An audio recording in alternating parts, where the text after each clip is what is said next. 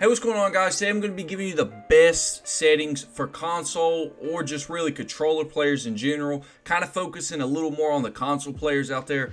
But I do play on a PC myself, but I used to play on a console, and I know all the settings that help me out a lot with that 80 field of view and the game looking not the greatest. I can help you make your game look a little bit better, and I got some settings for you guys that are going to help your skills go up a little bit.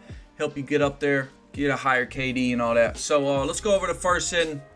First up, we got for the BR button layout. I like to use tactical. The reason I use tactical, and I recommend for anybody to use tactical, default is going to have you, whenever you're on default, you're going to be having to take your thumb off of your joystick to press, whatever it is, either B, or if you're on a PlayStation controller, you're going to have to take your thumb off your joystick. Every time you want to, slide, you're going to have to do this motion every time. And you can already tell, you're not going to be able to aim while doing that. But if you switch it over to tactical, the thing it's going to do is it's going to let you start to crouch using the joystick. It'll take a little bit to get used to, but you're going to just have to press in the joystick, and that's basically going to do the sliding for you.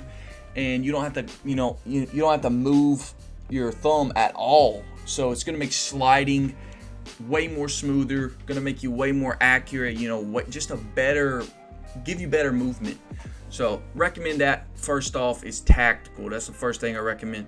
Second thing, invert vertical look. We keep that off. That just F's up your whole game. For the left stick minimum input dead zone and the right stick minimum input dead zone, I had a buddy that was actually playing on all the way. He was playing on like this high. He was playing on, I remember I asked him, he said he was playing on this 99. Whenever you do that, the higher you have this number, the worse it is, because it makes it where you have to, like, just doing these little motions, these precise motions, it's not even going to register it. You have to do a lot of movement, like that much, before it even starts to move. So it's going to ruin your aim the higher that is. So I try to keep mine as low as I can. The reason I don't go below 0.12, you can try to go below 0.12, like you can go a little lower.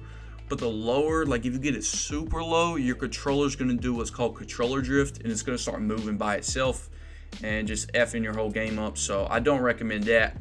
So both of these I keep on 0.12. That works perfect for me. If you're noticing your controller's moving by itself, raise it up a little bit until you find that sweet spot where it just works perfect. Next up, for the left stick max input dead zone, I keep these both on 1.0. I don't think this really matters that much. I just keep them on 1.0. Not exactly sure what these do, but I've never effed with them and I still got really good aim. So I don't recommend changing these. I keep them on the default. Next up, for the horizontal stick sensitivity, this is really a unique one. It comes down to you and what you're trying to be. Like, are you trying to be like a really accurate player, long range sniper? You're going to be like a movement type player? You want to look flashy? Or do you just want to, play the game at a competitive sensitivity that all the pros play on to get the best, the best games and stuff, win the most games?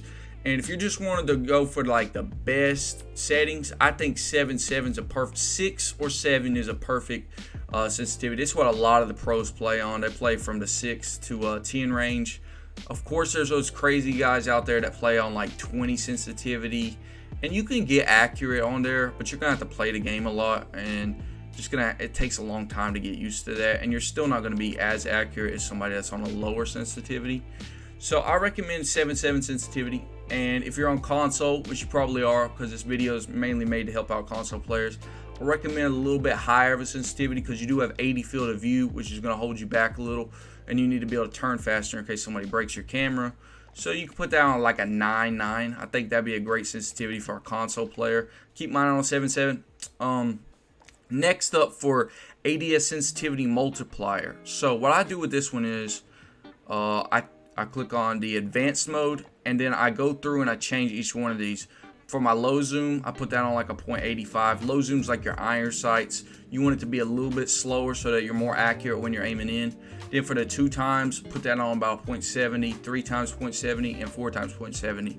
That way it's like a little, you know, a good amount slower, because these are like the 3X is about my most popular scope. That's the one I use the most, I'd say. So I want that to be kind of slow so I can hit those long range shots. Then the 6, you know, people use the 3 to 6 times optic. Whenever you're using those super big zooms, like a 6 times and more, it's super slow, like when you're going left and right whenever you're trying to follow people.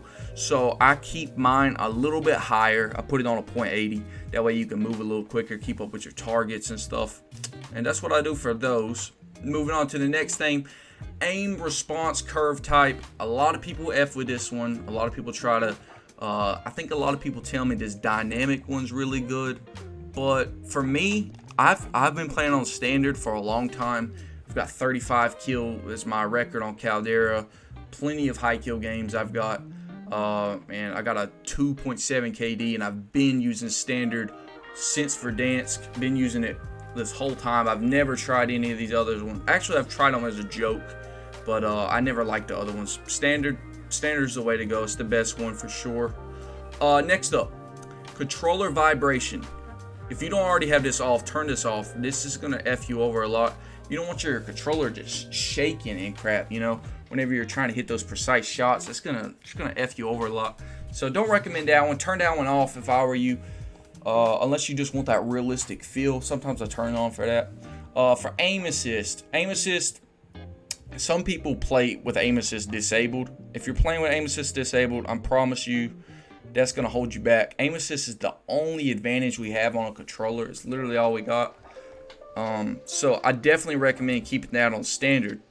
You could try out the other ones like precision or focusing, but they're nowhere near as good as standard. Like precision's made for snipers, so if you're like more of like a quick scope type of player, you could try around with precision. And focusing's for new players, but it's not very good either. Next up, use/reload behavior. If you ever wonder how people loot so fast, it's probably because you got yours on tap to reload, which means whenever you go to pick up loot, you're gonna have to like hold the button down the whole time so that you can pick it up. But if you put it on contextual tap, all you gotta do is tap the button one time, and it's just gonna pick it up for you. You don't have to hold down the button each time to pick up something. So scrolling on down here, next up for you guys, I got armor plate behavior. I got this on apply 1. I've tried out, some people told me to try out the apply all, and I've tried that one out. It's not the greatest because there's a lot of times where they're putting on an armor plate, guy's gonna pull up on you, and it's gonna automatically put on that next armor plate, and then you're gonna get killed. So I like to keep this on apply 1, and all you got to do to apply more than one is just hold down either Y or triangle, depending on what you use. You just hold it down, and that's going to do it for you. Next up, very important ones for movement players out there, and for people that are wanting to get better at movement. I also have some videos on that if you're interested. I got videos on how to slide cancel better and how to jump shot better if you guys want to check those out. So slide behavior, by default, you're going to have this one on hold. And hold sucks because you're gonna have to hold in your joystick the whole time. It makes it really clunky and hard to do. So you put that on tap, it's just gonna make it a lot more smooth. Recommend that one, way better. Next up, auto move forward, disable that. I don't know what that even does. That doesn't sound something good. Tactical sprint, keep that on double tap. And this is a very important one right here. If you want to get better at movement and you want to be able to move around faster, a lot of people ask me how I move so fast. I keep automatic tactical sprint always on, because if you don't have automatic tactical sprint always on, what's going to happen is you're going to have to take your controller every single time, and you're going to have to double click over and over every time you want to go into a tactical sprint, every time. And that's going to slow you down a lot. It's also going to break your controller very fast, that left joystick constantly ramming it like that. So turn that on automatic tactical sprint. It's going to take a little bit to get used to, but you'll get used to it. I've been playing on automatic tactical sprint since basically the beginning of Warzone, and I've never had a problem with it. Next up, I got for you guys is parachute auto deploy. This one, I mean, I keep mine on disabled because sometimes I'm going for helicopters, and when you're going for a helicopter, you want to open your parachute up last minute, and you don't want this thing to auto deploy your parachute for you. But if you're not really a guy that goes for helicopters or anything, then you might want to turn this on. That way, if you're AFK or something, you land in and they'll pull your parachute out and it'll save you like that. So yeah, that's what I got for controller settings. Now we're gonna go ahead and head over to the audio section for you guys to show you guys what the best audio settings are for you guys on console and controller out there. Let's get over there. Alright guys, so for audio, I play on the most popular, this is what all the pro players play on. Every single pro player plays on this one right here. It's called Boost Low. I've told my friends to turn this one on, and as soon as they turn it on, I kid you not, man, they're telling me they can hear stuff so much better. It's a really nice sound compared to what you probably hear in studio reference or home theater. These are both terrible. They're not made for headsets. Boost Low is the best one. It helps you hear like gunshots, footsteps a lot more clearer, a lot more louder. Very good. Master volume, I usually keep this about like 80 or something. I got it on 35 right now just so it's not that loud. But yeah, I usually keep my master volume on like 80. Don't keep it on max. Don't want to like F my ears up when I'm an old man or anything. So I don't do that. Next up for music volume, turn that crap off, man. Nobody wants to hear that. It F's you over at the end of the game. If you're at a clutch situation, you start hearing, you know, and all that. It also gets you, a little more nervous too whenever you're hearing music like that and you're trying to clutch up a game and you're hearing that intense music. It screws you over a little bit. So I don't recommend that at all. You can turn it on if you want to, but I don't recommend it. Dialogue volume. For this one right here, I keep this about 65 because it's not that important to hear just random talking from the characters and stuff. I keep that one turned off. Next up for effects volume, that's very important. Make sure you keep that on 80 as well, or 100, whichever you want. That's like for your footsteps and everything, so I'll keep that on like max. Juggernaut music, none of that matters. You're not even gonna hear that. Hit marker sound effects, I do keep this on classic. I like that sound. Then all this other stuff you guys aren't even gonna see, voice chat and all that. I keep my voice chat volume kind of high. I like to hear my teammates pretty loud. My microphone volume pretty high. But yeah, that's all the important stuff. Let's get over to the graphics or like the interface stuff. I'm going to be showing you guys some stuff you could do to make your game look a lot better on a console. Help you out a little bit. I'm going to show you guys the best settings. Alright, so these are the settings right here that you guys are probably going to have. This film grain one. Film grain. Turn this to 0 if you don't have it already. If you have that film grain high, it's going to make your game look stupid. It's not going to look very good. It's going to look really weird. As you can see from the little picture right there, it shows one picture is way more clearer on the left. That's the lower you have it. And on the right, the more you increase your film grain, the worse it looks. It makes the game look weird. So keep that as low as you can get it.